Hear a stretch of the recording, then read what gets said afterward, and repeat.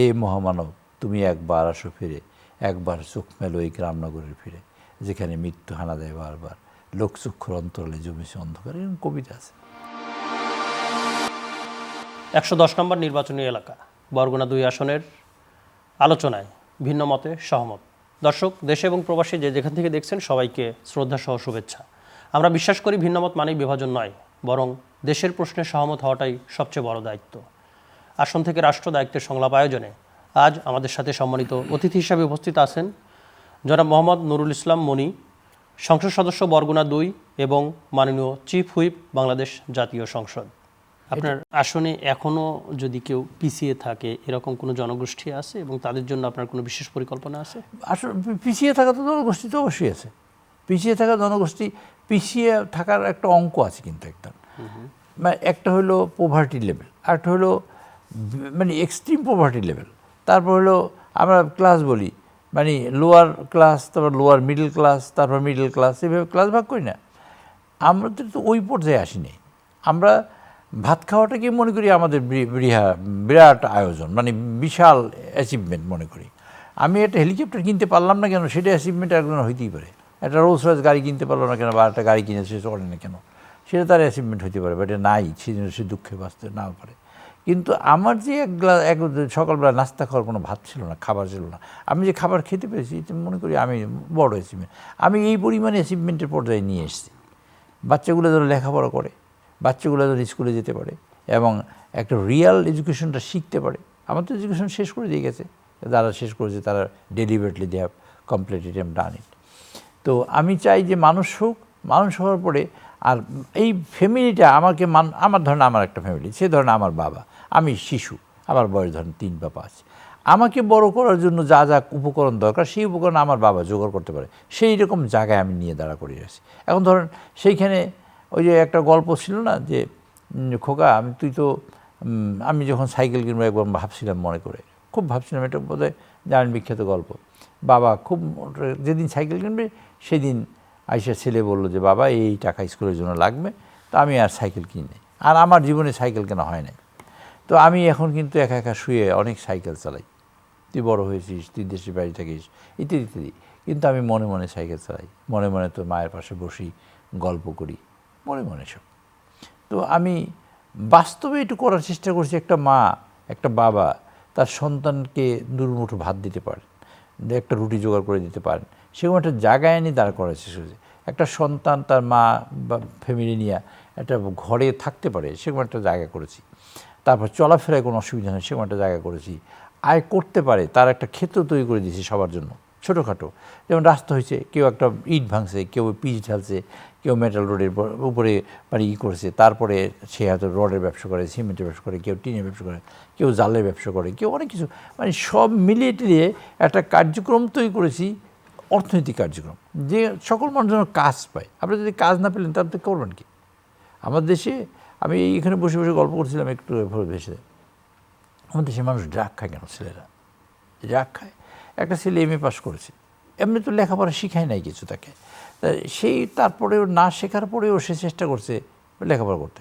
তার বাবা জানে আমার ছেলে MA পাস করেছে, মাছের মাথা, দুধের স্বর, ডিমে মুরগির ডিম, সেসব খাইয়েটাই ছেলেকে বড় করেছে। ছেলে তো লেখাপড়া শিখে নেই। লেখাপড়া যা শিখছে তা দিয়ে জব জোগাড় করতে পারে না। আচ্ছা, জব জোগাড় করতে না পারে, সে একটা অন্ধকার পথ ছাড়া তার কাছে কোথাও সামনে যখন প্রচুর অন্ধকার দেখে তখন সে বাঁচতে চায়। সে বাঁচার তো কোনো রাস্তা সে জানে না, না জানার কারণে সে ড্রাগস খায়। সে কতক্ষণ বুধ হয়ে থাকে তাতেই মনে করে তার বিরাট মুক্তি। এবং সেই ড্রাগটা আনফর্চুনেটলি আমাদের দেশের যারা একে উপরের লেভেলে আছে বা যারা মানে কী বলে এইসব দেখার কথা, তাদের অনেকেই এর সাথে জড়িয়ে গেছে, জড়িয়ে গিয়ে আমাদের ছেলেগুলো শেষ হয়ে যাচ্ছে। কাজে এই একটা দেশের বিষয়টা কিন্তু অনেক ছোট্ট একটা বিষয় যদি বলেন তাহলে একটা বিষয়, একটা গ্লাস পানি, ইটস নট দ্যাট আমি এক গ্লাস পানি খাবো, তার সাথে আমি ভাত খাবো, তার সাথে আমি মাছ খাবো, মাংস খাবো, ভেজিটেবল খাবো, আমি রাস্তায় হাঁটবো, আমি কাপড় পরবো, আমি জুতো পরবো, আমি জামা পরবো, মাথা আঁচড়াবো, তার জন্য আমার ঘর দরকার, আমার দরকার, আমি গাড়ি যানবাহন দরকার, সব মিলিয়ে কিন্তু একটা ব্যবস্থাপনা। এর মধ্যে আমি সমাজের কাছে ইন্টারাক্ট করবো কীভাবে, আমার রিয়াকশানটা কী হবে, আমার ইন্টারাকশানটা কী হবে সমাজের সাথে, সেটা একটা। রাষ্ট্রের সাথে আমার ইন্টারাকশান কী হবে, তা একটা কাজ আছে। তো এই সব মিলিয়ে তারপর আমার সমাজ ব্যবস্থাপনার মধ্যে আছে, আমি আমার মসজিদ হবে কোথায়, আমার মন্দির হবে কোথায়, আমার মাদ্রাসা হবে কোথায়, আমি কোথায় উলুধ্বনি দেবো, আমার কোথায় মানুষ আসবে, কোথায় বসবে, কোথায় খাবে, সব মিলিয়ে কিন্তু এই ব্যবস্থাপনাটা কিন্তু এত ছোট্ট মনে করলে কিন্তু এত ছোটো না। আমরা 20 কোটি মানুষের একটা দেশ, very small piece of land, পৃথিবীতে এত থিকলি পপুলেটেড। যেমন ধরেন একটা শহর মানে টাউনশিপ টাউন দিয়ে যে একটা কান্ট্রি, যেমন ধরেন লাইক সিঙ্গাপুরে ধরেন মাপলে হয়তো মানুষ বেশি হবে, কিন্তু ইন দ্য হোল ওয়ার্ল্ড আপনি এত থিকলি পপুলেটেড মানুষের কোথাও পাবেন না, এত ডেন্সলি পপুলেটেড, এত মানুষ। আমি বলি বাংলাদেশের শ্রেষ্ঠ মানুষের জায়গা বাংলাদেশ। বিকজ আপনি না খেয়ে থাকার পরেও একটা মানুষকে আঘাত করে বলে না যে তোমাকে মারবো, তুমি আমার টাকা দেবো, মারতেছি, এরকম করে না।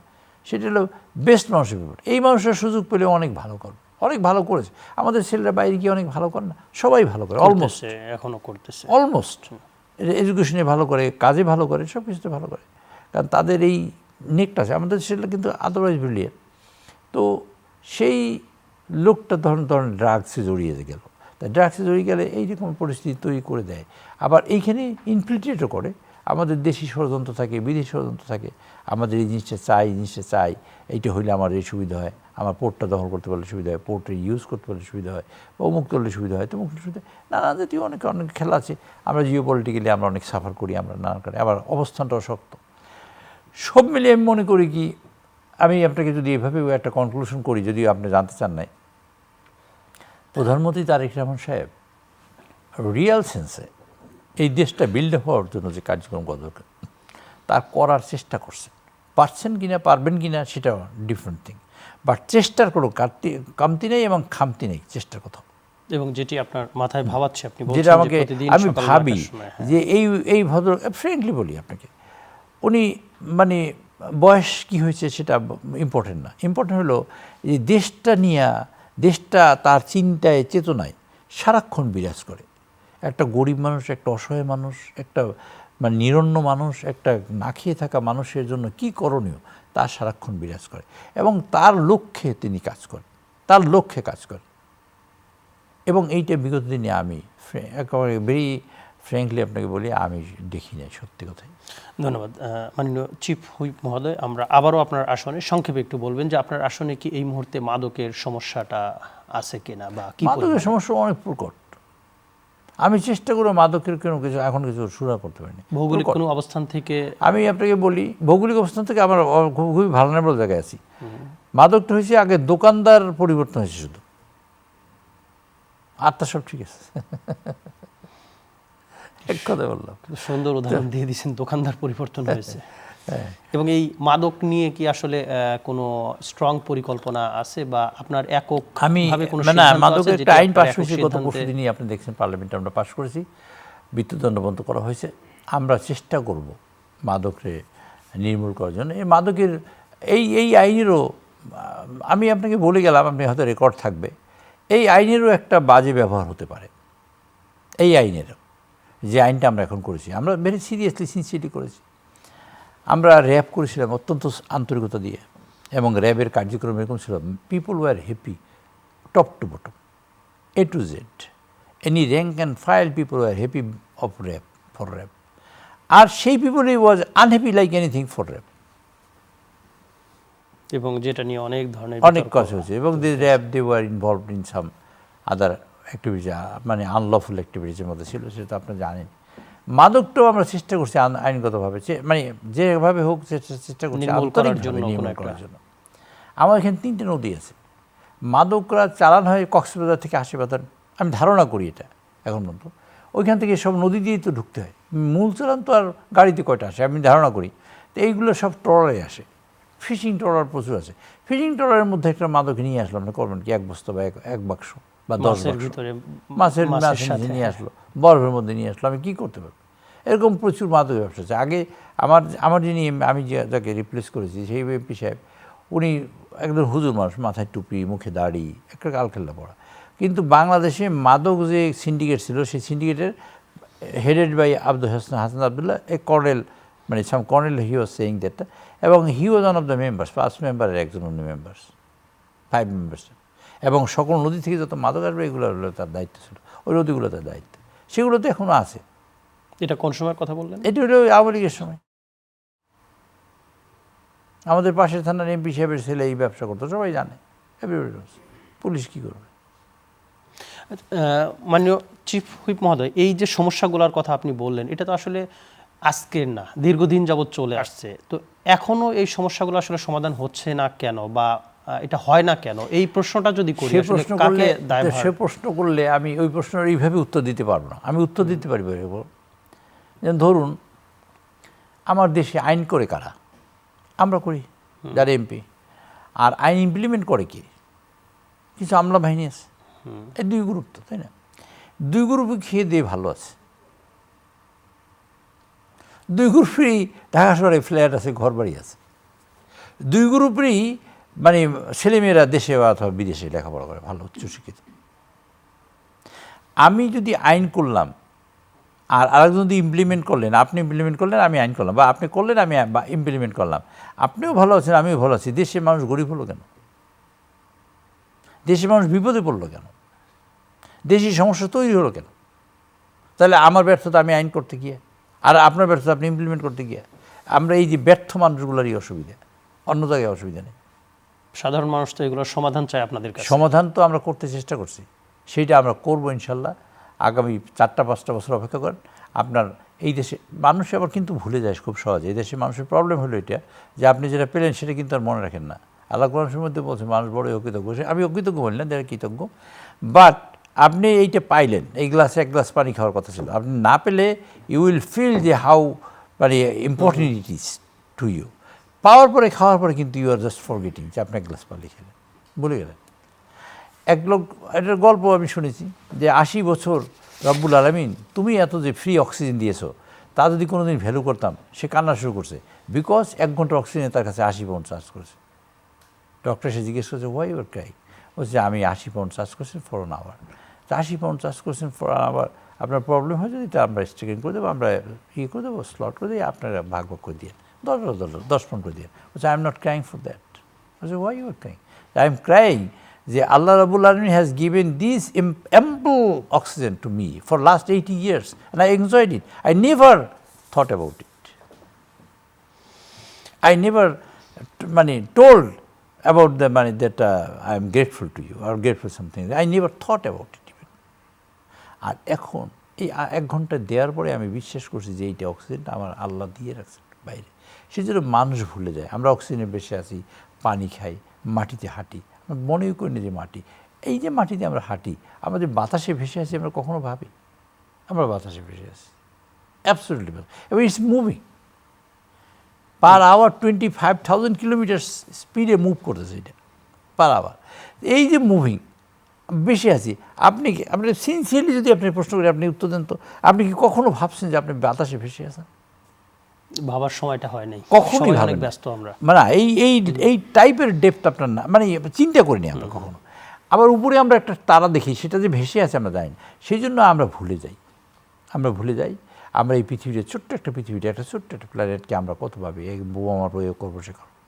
যখন এই পৃথিবীতে সোলার সিস্টেম ছেড়ে যায়, Voyager 1 আর Voyager 2, Voyager 1 তখন একবার তাক করছে এদিকে, 18 ঘন্টা মাত্র দূরে গেছে, 18 আওয়ার্স সোলার লাইট ইয়ার্সের।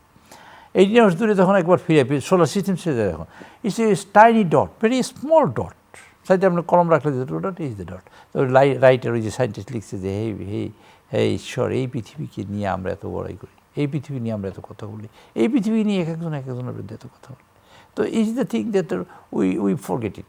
আমি আপনাকে যেটা বলতে চাই সেটা হলো এই যে মানুষ পেলে সেটা ভুলে যায়। যেমন ধরুন, আপনি টেলিফোনে কথা বলেন স্বাচ্ছন্দ্যে, বলেন কি না? এখন বলেন না?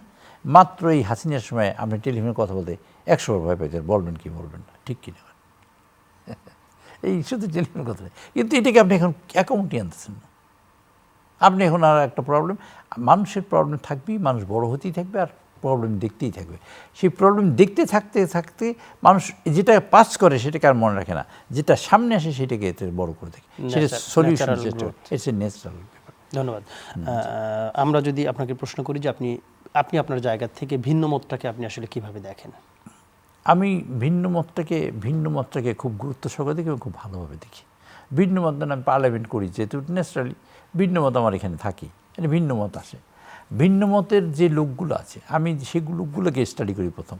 আমি লোকগুলোর মধ্যে একটা পাই, মানে আমি সেই দিশা খুঁজে পাই, হে মহামানব তুমি একবার আসো ফিরে, একবার চোখ মেলো এই গ্রামনগরের ফিরে, যেখানে মৃত্যু হানা দেয় বারবার, লোকচক্ষুর অন্তরালে জমেছে অন্ধকার, এরকম কবিতা আছে। তো সেই মহামানবগুলা কিন্তু মানবরা, যারা real sensitive, educated and responsible, সেই মানুষরা বিরোধী দলে বসে। তারা যখন ভিন্ন মত বলে আমি অ্যাকসেপ্ট করি, আমি পছন্দ হয়, এবং ভিন্ন মত বলুক সেটা আমরা চাই, আবার সহমত তারা পোষণ করে। এবং বিশেষ করে বিরোধী দলের নেতা তিনি বলেছেন, আমি যেটা সঠিক সেটাকে আমরা ইয়েস করবো, যেটা সঠিক না সেটাকে আমরা বিরোধিতা করবো, আর আমরা চাইও সেটা। আমার ভুল হয়েছে এখানে, আমি ভুলটা শুধরাবো কী করে, আমি জানবো কেমন, আমার জানার রাস্তা কী? If somebody speaks to me or somebody tells me যে this is your fault and you rectify it, then I can. Otherwise আমি মনে করি this I am doing it's a correct thing, এবং I am doing the right thing, আমি সবসময় মনে করব। এইটি হলো বাস্তবতা। কিন্তু আমাকে কেউ যদি বলে, তাহলে এটি হলো বিউটি অফ দ্য ডেমোক্রেসি, এটি এসেন্স অফ দ্য ডেমোক্রেসি আমি মনে করি, যদি আমরা গণতন্ত্রে বিশ্বাস করি। এবং স্বাধীনতার পরে যেমন ধরেন আমরা গণতন্ত্রের আশায় যুদ্ধ করেছি, গণতন্ত্রের আশায় আমরা আন্দোলন করেছি, রক্ত দিয়েছি, সম্ভ্রম দিয়েছি, কিন্তু আমরা পেয়েছি বাক্স, আমরা পেয়েছি রক্ষী বাহিনী, আমরা পেয়েছি দুর্ভিক্ষ।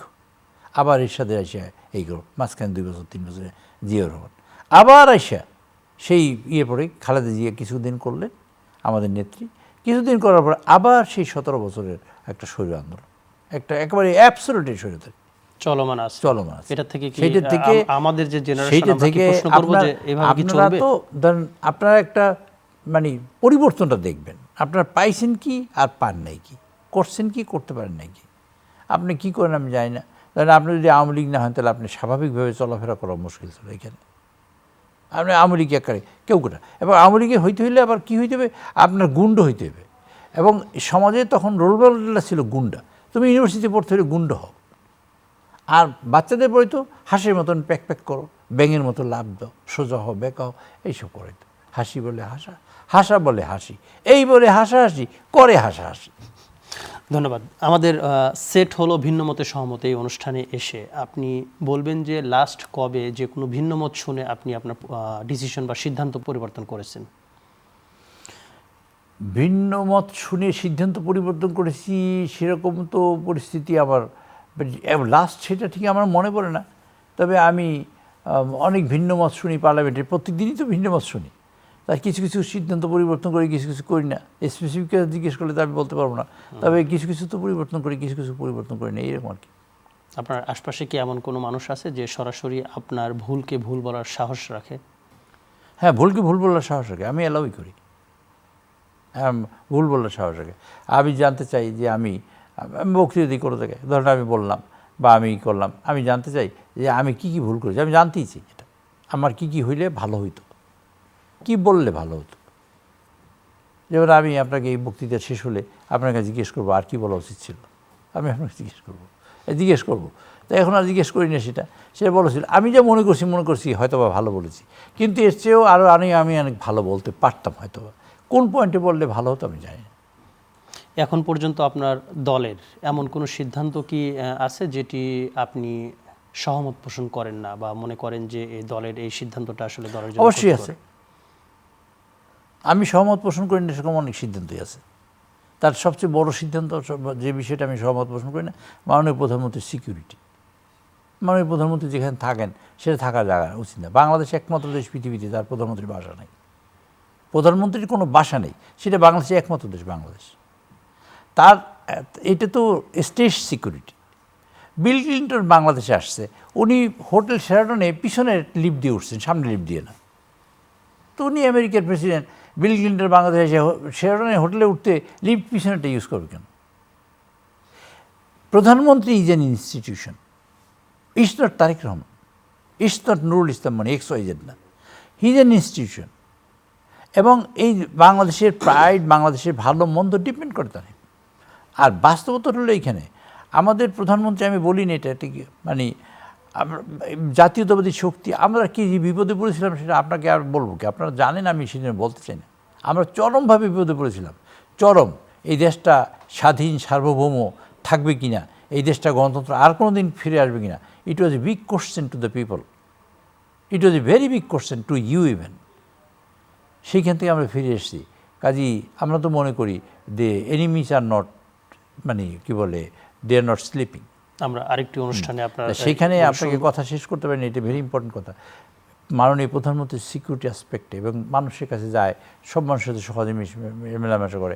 আজকাল তো কত ডিভাইস আছে। কাজে আমি মনে করি যে এই সিকিউরিটির পরিমাণ বাড়ানো উচিত। এই ব্যাপারে আমি এখন পর্যন্ত মাননীয় প্রধানমন্ত্রী যদি বলে, আমি সহমত পোষণ করি না, সত্যি করে করি না। আমি চাই ওনার সিকিউরিটিটা বাড়ুক। আমি পার্লামেন্টে যতটুকু পেরেছি আমার নির্দিষ্ট এরিয়ার মধ্যে সেটুকু আমি করার চেষ্টা করছি, কিন্তু বাইরে ওনার সিকিউরিটি বাড়ানো দরকার বলে আমি মনে করি, বাংলাদেশের মতো জায়গায় বসে। কারণ এক নেত্রী বাংলাদেশে ঢুকছি 13 দিন আগে, 13 দিন পরেই কিন্তু জিয়াউর রহমান মারা গেছে বাংলাদেশ থেকে। কাজে আমরা কিন্তু একটা সূর্য হারিয়েছি, আমার আবার সূর্য উঠবে বলে মনেই করি না। তারপর সূর্য উঠছে, সেইটা যদি নিভে যায় তাহলে তো খুব অসুবিধা। এবং খুবই গুরুত্বপূর্ণ একটি ভিন্ন মত আপনি আমি ভিন্ন মত পোষণ করি, সিরিয়াসলি।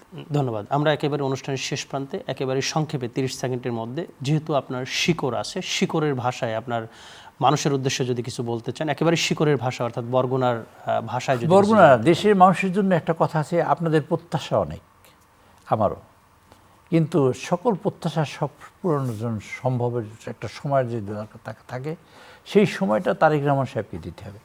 ভিন্নমত যারা পোষণ করেন তাদের কাছে বিনয়ের সাথে অনুরোধ করতে চাই, আমরা একবার ঐক্যমত হই না দেশটাকে বাঁচাবার জন্য, গণতন্ত্রের জন্য, দেশের স্বাধীনতার জন্য, সার্বভৌমত্বের জন্য। এটা খুবই জরুরি আমাদের বাঁচার জন্য। আমাদের যদি আমরা নিজেরা শেষ হয়ে যাই নিজেদের ভিন্নমত পোষণ করার কারণে, তারপর কিন্তু সেই বানরের পিঠে ভাগের মতন হবে। আমরা তখন কাঁদবো, কিন্তু কোনো লাভ হবে না। কাজে কাঁদার আগেই আমরা সিদ্ধান্ত নেব যে আমরা অতটুকু ভিন্নমত পোষণ করবো যা দিয়ে দেশকে গঠন করা যায়। আমরা অতটুকুই চাহিদা করব যা দিয়ে গ্রাজুয়ালি দেশকে বিল্ড আপ করা যায়। আর গণতন্ত্রের ব্যাপারে আমার প্রত্যাশা থাকবে সকলের কাছে, আপনারা গণতান্ত্রিক হবেন এবং গণতন্ত্রকে আমরা প্র্যাকটিসে নিয়ে আসবো। একটা স্মুথ ট্রানজিশন হবে সরকারের। এই সরকারের পরে আমরা যদি না থাকি, মানুষের মধ্যে ভোট না দিলে আমরা বিরোধীরা বসবো, আরেকজন গভর্নমেন্টে বসবো। সেই স্মুথ ট্রানজিশন হতে থাকবে, অ্যাটলিস্ট সেটা হইতে থাকুক, এটা আমি দেখে যেতে চাই পৃথিবী থেকে। এটা যদি দেখে যাই, I will be very happy man. ধন্যবাদ জনাব নুরুল ইসলাম মনি আমাদের অনুষ্ঠানে আসার জন্য। দর্শক, আজকে আলোচনা যে যেখান থেকে দেখলেন, আজকে দুইটি বিষয়ে আলোচনা করা হয়েছে, এক সংসদ এবং আরেকটি আসন। এই দুইটি বিষয়ের মধ্যে যদি কোনো ধরনের ভিন্নমত থাকে আপনারা কমেন্ট বাক্সে জানিয়ে দেবেন, এবং সেই সাথে মাননীয় চিফ হুইপ মহোদয় যে কথাগুলো বলেছেন সেখানে যদি আরও কোনো গুরুত্বপূর্ণ তথ্য আপনারা দিতে চান বা কোনো পরামর্শ দিতে চান, সেটিও আপনারা কমেন্টের মাধ্যমে জানিয়ে দেবেন। নিঃসন্দেহে মাননীয় চিফ হুইপ মহোদয় সেটি দেখবেন এবং সংসদের চেষ্টা করবেন এবং সংসদে সেটি নিয়ে আলোচনারও চেষ্টা করবেন। ধন্যবাদ, সবাই সুস্থ থাকুন, ভালো থাকুন।